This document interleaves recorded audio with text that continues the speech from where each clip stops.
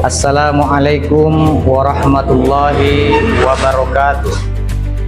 Kepada yang terhormat Bapak Ibu dosen penguji pada uji kinerja PPG batch 4 tahun 2025. Perkenalkan, nama saya Diki Hidayat.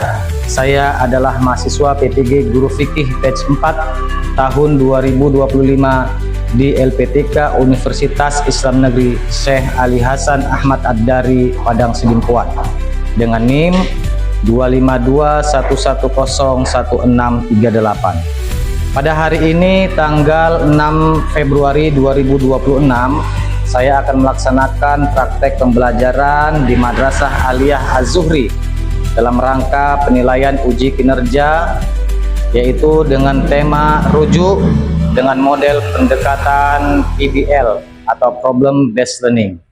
Demikian perkenalan dari saya. Billahi taufiq wal hidayah. Wassalamualaikum warahmatullahi wabarakatuh.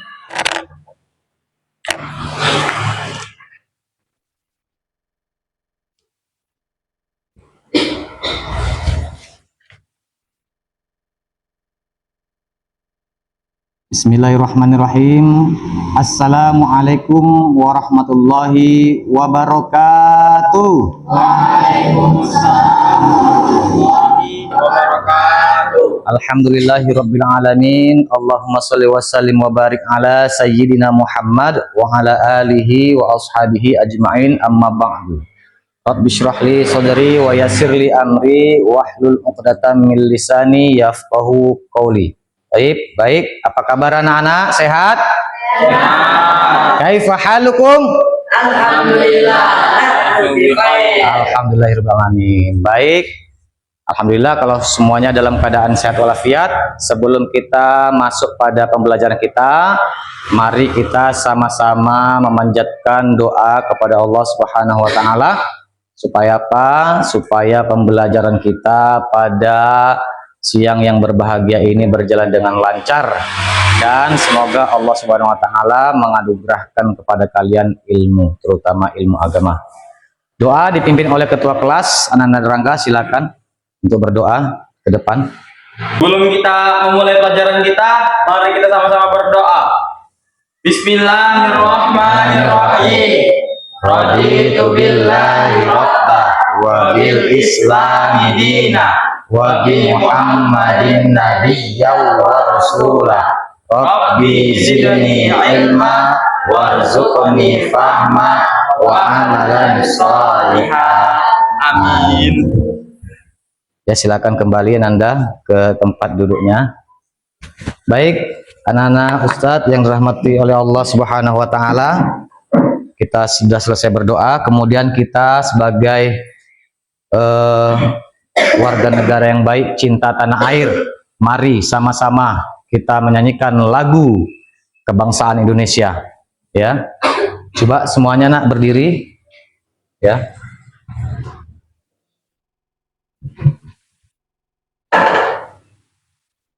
Kita menyanyikan lagu dengan semangat ya, bisa?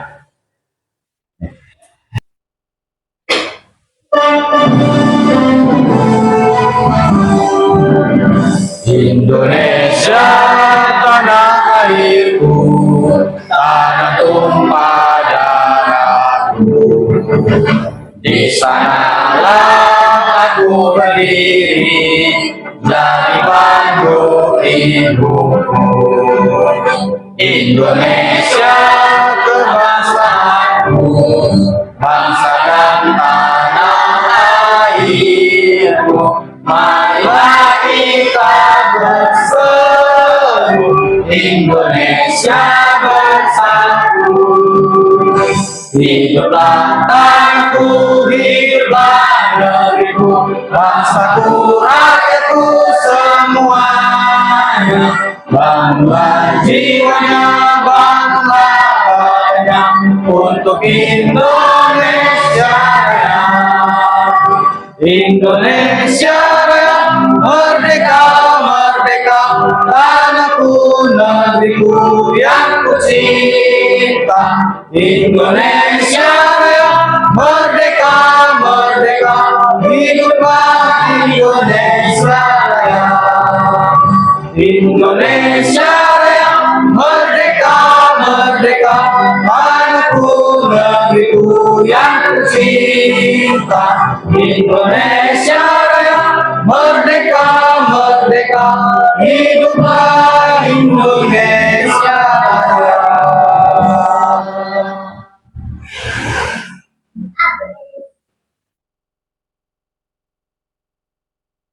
Baik, silakan anak-anak untuk duduk kembali.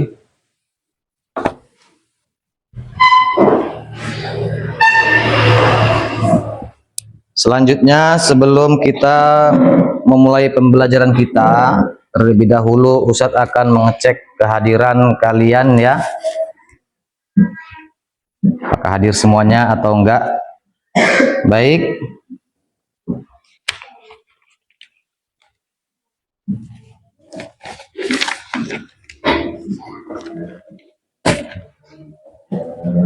Ananda Rangga Setiawan Ginting.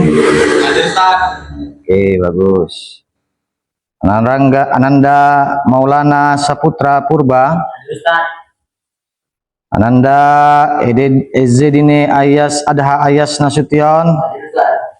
Bagus. Ananda Muhammad Fadil Noval. Sehat Fadil. Selanjutnya Ananda Nail Kanaya Nesa Kanaya Putri Nasution. Calya Devania Hasibuan.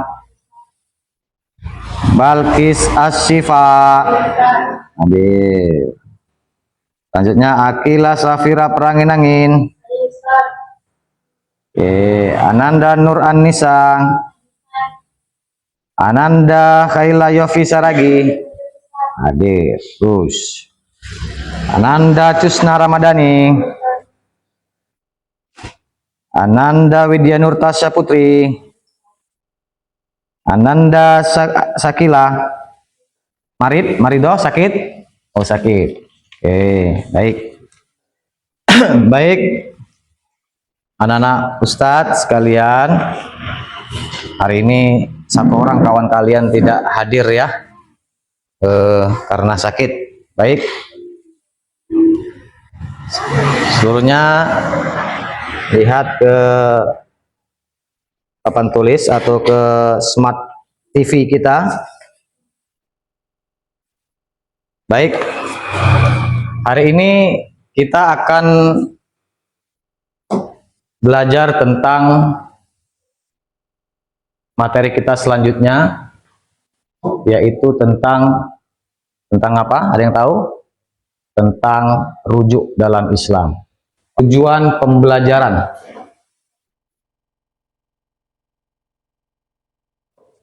Tujuan pembelajaran daripada kita belajar tentang rujuk. Yang pertama adalah peserta didik mampu menganalisis ketentuan hukum rujuk berdasarkan Al-Quran, hadis, dan pandangan ulama. Kemudian peserta didik mampu mengimplementasikan hukum rujuk dalam konteks kehidupan berumah tangga untuk menciptakan harmoni.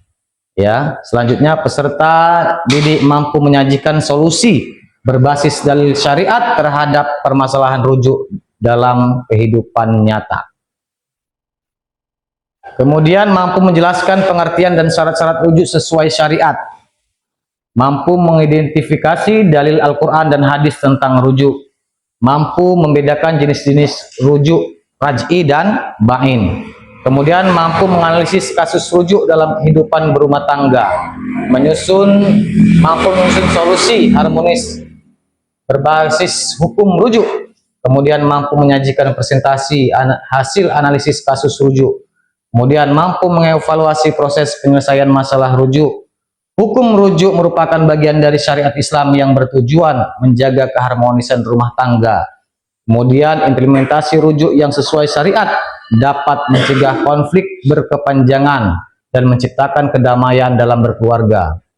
Ya, itu dia. Selanjutnya, sebelum kemari, maka kita sudah pernah belajar tuh pastinya, ya kan? Sudah pernah belajar tentang talak. Nggak mungkin ada rujuk kalau nggak ada talak. Nah, ya.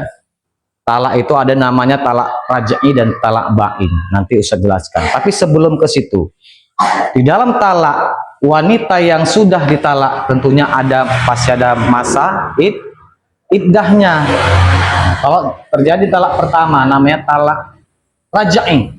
Ya, talak 1 dan talak 2 itu adalah namanya talak raj'i.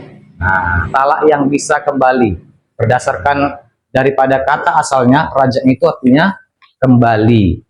Berasal dari kata roja'a pulang kembali. Jadi ada masa iddah. Nah, apa tuh masa iddah? Siapa yang tahu? Oke, Tasya. Apa itu masa iddah, Tasya? Masa iddah adalah waktu tunggu seorang wanita karena diceraikan oleh suaminya. Oh ya, bagus sekali. Tepuk tangan untuk Tasya. Bagus. Jadi masa iddah itu adalah masa tunggu bagi seorang wanita yang telah diceraikan oleh suaminya. Nah, ada berapa lama masa tunggunya?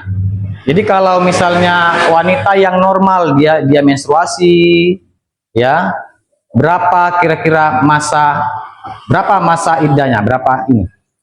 Oke, Susna, berapa? 3 kali suci. 3 kali suci, ya. Tepuk tangan untuk Susna. Bila wanita tadi ya ditinggal wafat oleh suaminya, kira-kira atau berapa masa iddahnya? Oke, Ananda Ezzedine, ya, bagi seorang wanita yang ditinggalkan wafat oleh suaminya 4 bulan 10 hari. 4 bulan 10 hari. Beri tepuk tangan dulu untuk Ananda Ezzedine.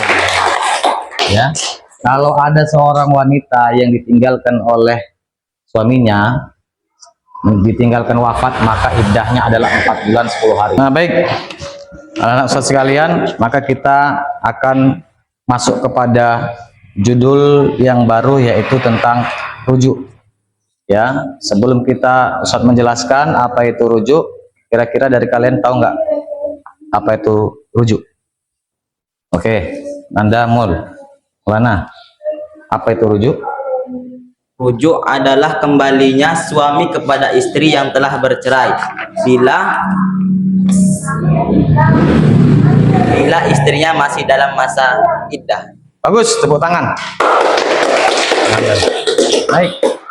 Rujuk adalah kembalinya suami kepada istrinya yang telah dicerainya bila istri masih dalam masa iddah. Jadi ingat anak-anak sekalian, tadi saya telah membagi itu talak. Sudah kita pelajari juga, talak itu terbagi 2, ada talak raj'i dan ada talak bain. Kalau dia talak raj'i, ya,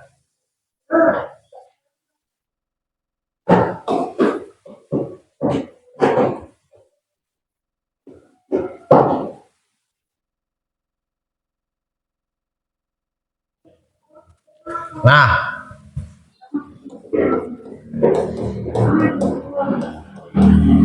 raj'i, talak. Ini adalah talak 1 dan 2. Jadi kalau dia raj'i adalah talak yang masih bisa kembali. Contoh, kita contohkan, seorang istri talak oleh suaminya. Ya, talak oleh seorang suaminya. Nah, masa iddahnya yang normal tadi adalah iddahnya berapa? 3 kali suci. Nah, sebulan berjalan tadi masa iddahnya. Nah, suaminya mau rujuk. Jadi anak-anakku sekalian, jadi ketika talak raj'i itu adalah talak yang masih ada. Jadi statusnya sebenarnya status suami istri tadi itu masih berstatus suami istri. Nah, jadi ada tenggang waktunya. Contoh tadi 3 bulan 10 hari. Nah, kalau dia sudah lewat dari 3 bulan 10 hari, maka inilah jatuh kepada talak bain. Nah, bain juga dibagi 2. 1 bain sugro. Sugro ini apa? Kecil. 2 bain kubro. Kubro itu besar. Nah, ketika sudah selesai talak 1 nih, sudah 3 kali suci, tidak dirujuk oleh suaminya, habis sudah masa iddahnya, maka dia jatuh kepada talak bain subro. Rupanya udah selesai masa iddahnya, mau balik. Ketika dia mau kembali, maka dia harus apa? Bagus, Tasya, menikah lagi, akad baru. Akad baru. Menikah lagi. Kemudian apa? Akad baru pakai mahar juga. Mahar, saksi, wali, itu juga harus ada. Kembali seperti biasa. Ya, itu bedanya. Namun kalau dia masih talak raj'i dan dia masih iddah, iddahnya masih ada, ya. Ini iddah tadi nih. Maka dia statusnya masih suami istri, tidak perlu lagi akad yang baru, langsung saja. Ya. Nah, kita di dalam hukum Indonesia, ya, itu ada tata cara untuk dalam berujuk. Nah, Ustadz akan tampilkan video bagaimana tata cara rujuk. Misalnya ada seorang istri yang ditalak oleh suaminya, bagaimana prosedurnya berdasarkan kompilasi hukum Islam, atau kita namanya di ke KUA, ya, ada prosedurnya. Nanti Ustadz akan tampilkan.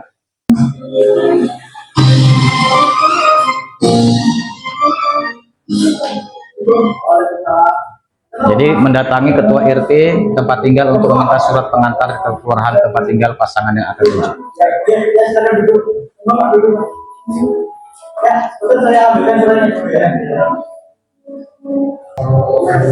Baik, sama halnya dengan talak, maka untuk rujuk harus disaksikan oleh 2 orang saksi yang adil. Ini saksinya.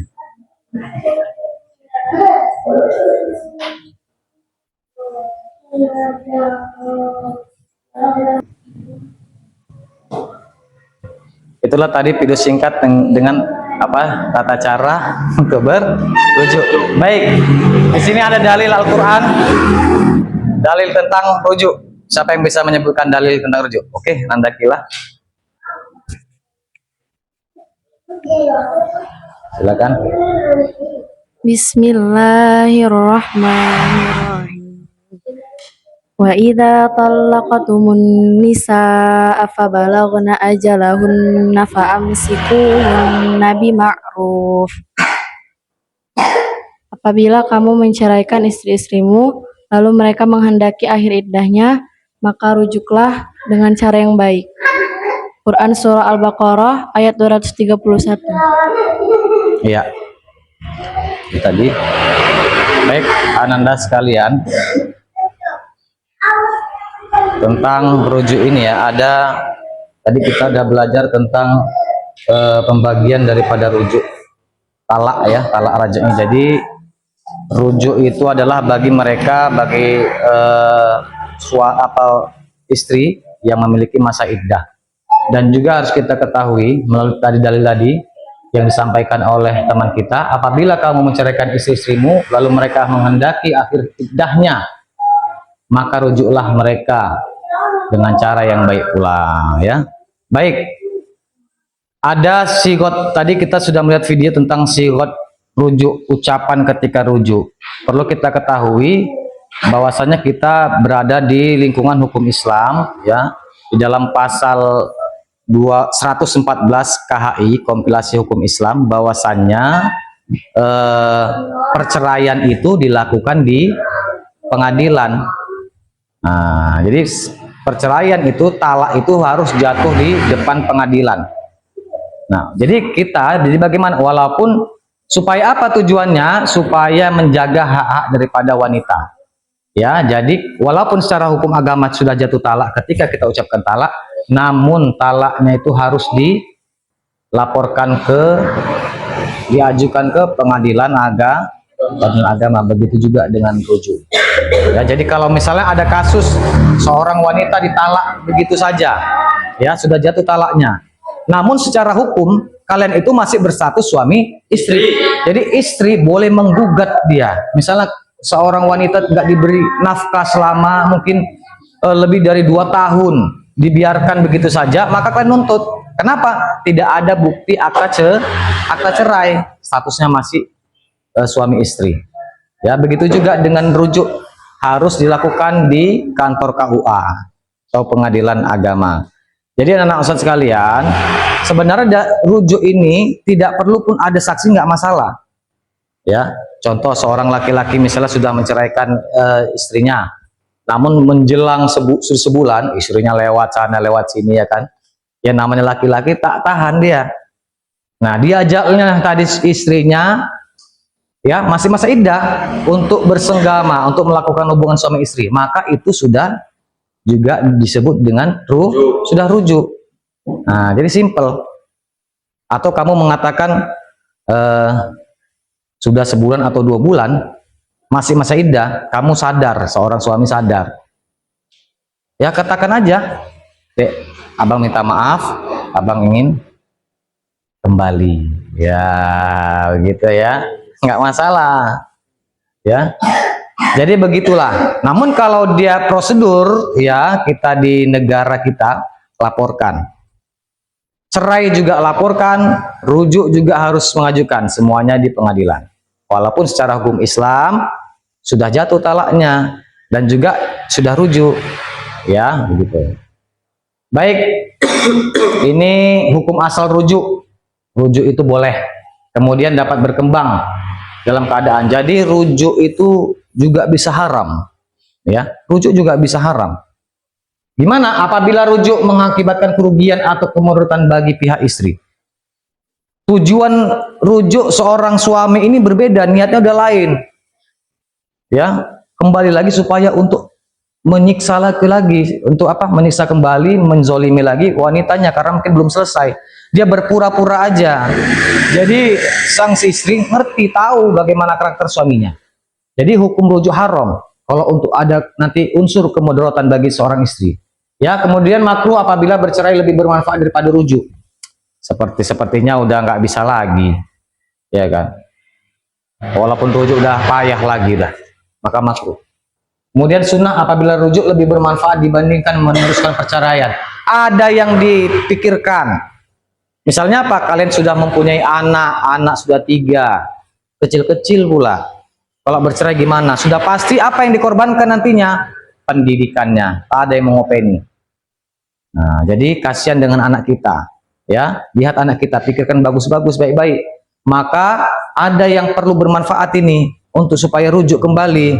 Anaknya nggak jelas nanti masa depannya, maka hukum rujuk adalah sunnah di situ. Nah, ya.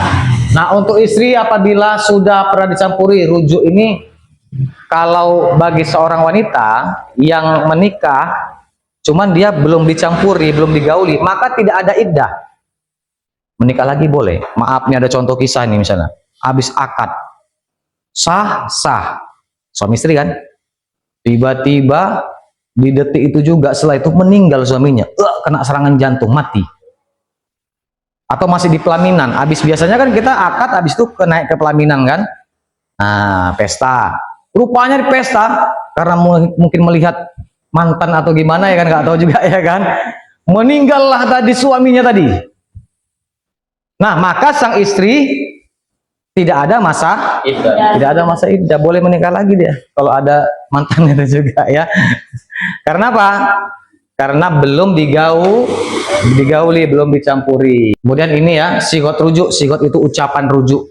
Jadi ucapan suami bernada tegas dan juga bisa bernada sindiran. Jadi sang suami itu nyindir, namanya kinayah, sama seperti talak. Talak ini contohnya, pergi sana ke rumah orang tuamu. Itu bukan kata-kata talak, tapi itu namanya kinayah. Majas, ada apa? Sindiran. Maka kalau seperti ini kasusnya, dia harus nanyakan lagi suami lagi, sebenarnya niatnya apa? Menceraikan atau tidak? Hanya berpendidikan. Terkadang ada suami yang bilang gitu, pergi ke rumah mamamu sana.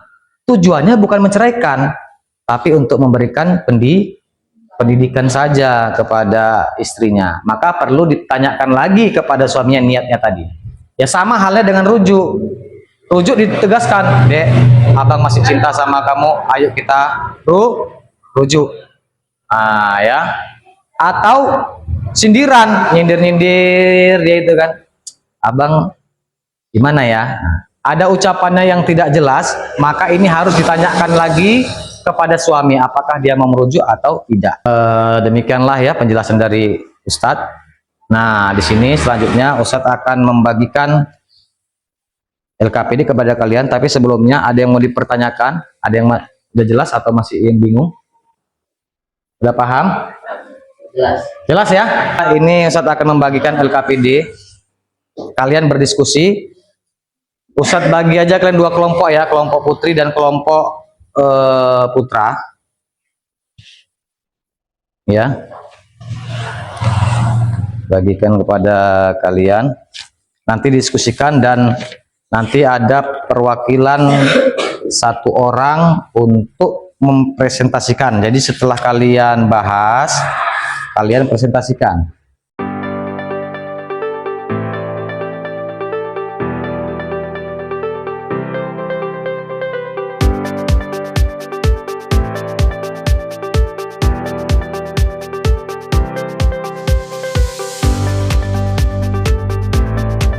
Baik, anak-anak Ustadz sekalian, waktunya sudah selesai. Sebagaimana Ustadz katakan tadi, kalian membagi dua kelompok ini nanti perwakilan satu orang terkait kasus tadi di dalam LKPD yang sudah Ustadz berikan kepada kalian. Oke, dari kelompok mana dulu yang ingin presentasikan hasil daripada tugasnya? Dari laki-laki dulu ya. Nanda sini.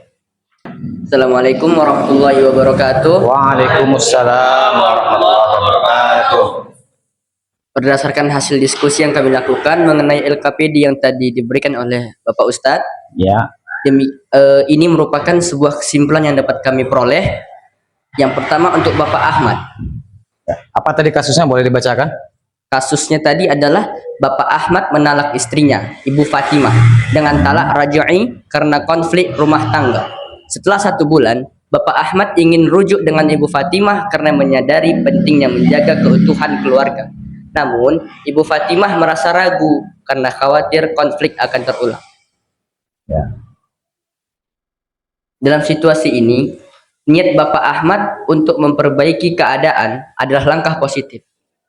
Tetapi, karena Ibu Fatimah merasa ragu, penting bagi Bapak Ahmad untuk memahami bahwa rujuk bukan sekadar masalah ucapan, melainkan juga soal mengembalikan kepercayaan. Cara hukum Islam atau fikih dalam hukum positif di Indonesia atau kompilasi hukum Islam yang biasa disingkat KHI, berikut adalah syarat-syarat agar rujuk tersebut dapat dikatakan sah. 1. Masih dalam masa iddah. Ini adalah syarat yang paling krusial karena ini adalah talak raj'i, talak 1 atau 2, dan baru berjalan 1 bulan. Maka Ibu Fatimah masih berada dalam masa iddah, biasanya 3 kali masa suci atau sekitar 90 hari. Jika masa iddah belum habis, Bapak Ahmad bisa rujuk tanpa perlu akad nikah baru atau mahar yang baru. Jika masa iddah sudah habis, maka statusnya telah menjadi talak ba'in sugro, di mana Bapak Ahmad harus melakukan akad nikah ulang seperti pengantin baru jika ingin kembali. Yang kedua, adanya unsur kerelaan, dan unsur ini merupakan unsur yang paling penting bagi Ibu Fatimah. Secara umum atau secara hukum asal, suami memiliki hak rujuk selama masa iddah. Namun, dalam konteks membina keluarga yang sakinah, yang pertama, pernyataan rujuk harus diucapkan dengan jelas atau sharih. Misalnya, saya rujuk kepadamu atau saya kembalikan engkau ke pernikahan saya. Persetujuan istri, meskipun secara fikih klasik beberapa ulama berpendapat suami bisa rujuk tanpa persetujuan istri selama masa iddah. Namun, dalam kompilasi hukum Islam atau KHI pasal 163 ditegaskan bahwa rujuk harus didasarkan atas kesepakatan dan dapat diterima oleh istri demi keutuhan rumah tangga. Yang ketiga dan yang terakhir, disaksikan oleh saksi. Untuk keabsahan secara hukum dan administrasi negara, rujuk sebaiknya disaksikan oleh minimal 2 orang saksi yang adil. Hal ini juga membantu meyakinkan Ibu Fatimah bahwa komitmen Bapak Ahmad serius dan diketahui orang lain. Karena talak baru dijatuhkan 1 bulan yang lalu, Secara umum, Ibu Fatimah masih dalam masa iddah, yang biasanya berlangsung 3 kali masa suci atau sekitar 90 hari. Jika masa iddah ini sudah lewat, maka Ibu Fatimah tidak bisa lagi dirujuk, melainkan harus memulai proses nikah baru. Yang kedua, bukan talak ba'in. Ibu Fatimah dapat dirujuk asalkan talak yang dijatuhkan oleh Bapak Ahmad adalah talak roja'i, yaitu talak 1 atau talak 2. Jika talak yang dijatuhkan sebelumnya sudah masuk talak ketiga, maka syarat rujuk menjadi jauh lebih berat karena melalui proses muhallil. Yang ketiga, pernah terjadi hubungan ba'da dukhul atau hubungan suami istri. Iya. Rujuk hanya bisa dilakukan jika sebelum perceraian terjadi. Bapak Ahmad dan Ibu Fatimah sudah pernah melakukan hubungan suami istri secara sah. Jika sebelum cerai belum pernah bersetubuh, maka tidak ada masa iddah dan tidak ada istilah rujuk. Yang keempat, hak untuk memberikan syarat. Mengingat Ibu Fatimah merasa ragu konflik akan terulang, secara hukum dan moral ia memiliki hak untuk mengajukan perjanjian islah atau damai. Sebelum menerima rujuk, Ibu Fatimah bisa meminta adanya perjanjian tertulis atau kesepakatan baru mengenai perbaikan perilaku atau cara penyelesaian konflik di masa depan. Persetujuan istri atau aspek KHI. Meski dalam beberapa mazhab fikih klasik, suami bisa merujuk tanpa izin istri. Namun dalam praktiknya di KUA Indonesia, berdasarkan KHI pasal 163, petugas akan menanyakan kesediaan istri rujuk bertujuan menciptakan keluarga sakinah, sehingga kesediaan Ibu Fatimah menjadi sangat penting agar tujuan pernikahan tercapai. Baik, bagus-bagus semuanya diskusinya. Tepuk tangan untuk kalian semuanya.